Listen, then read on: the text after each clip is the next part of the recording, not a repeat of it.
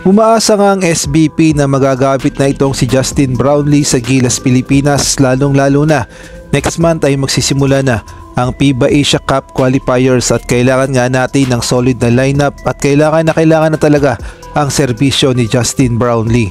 Ngunit magpasa hanggang ngayon ay palaisipan pa rin kung tapos na nga ba ang naging sanksyon ng FIBA dito kay Justin Brownlee.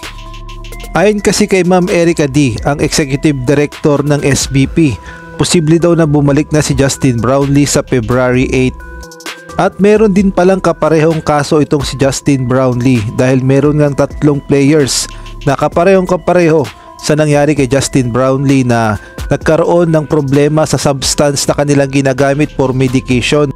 Kaya naman ang naging sanction nga ng FIBA sa mga players na ito ay imbis na 2 years suspension ay binaba na lamang sa 3 months suspension dahil ang kanilang ginagamit na substance ay for medication at hindi naman para sa kanilang performance sa paglalaro ng basketball.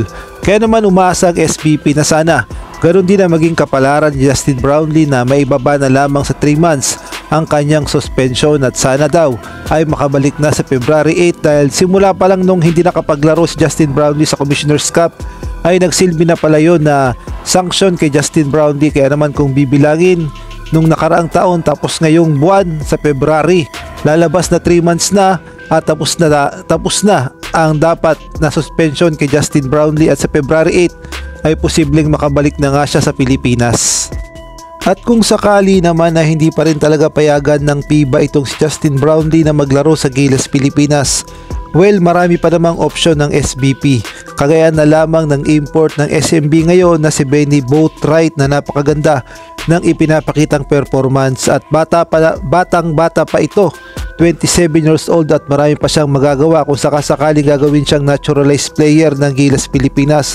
At masasabi nating total package na talaga itong si Benny Boatwright dahil unang-una meron na nga siyang height dahil siya nga ay 6'9" at bukod pa doon ay may tira sa labas, may tira sa loob, magaling sa opensa at depensa.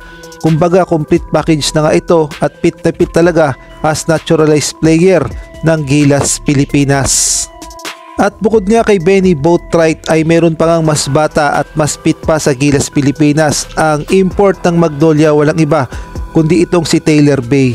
Nung mga nakaraang report nga ay ini-scout na ito ng SBP at mukhang gusto rin ng SBP na kunin ito as naturalized player ng Gilas Pilipinas in the future. Pwede nga itong maging import ng Gilas Pilipinas dahil masasabi nating maganda rin ang performance ni Taylor Bay. Sa ngayon kasi si Justin Brownlee ay may edad ng 35 years old at pwede pa naman, ngunit hindi natin maiiwasan na tatanda rin itong si Justin Brownlee. At kung kayo naman ang tatanungin, sino kaya ang posibleng pumalit kay Justin Brownlee?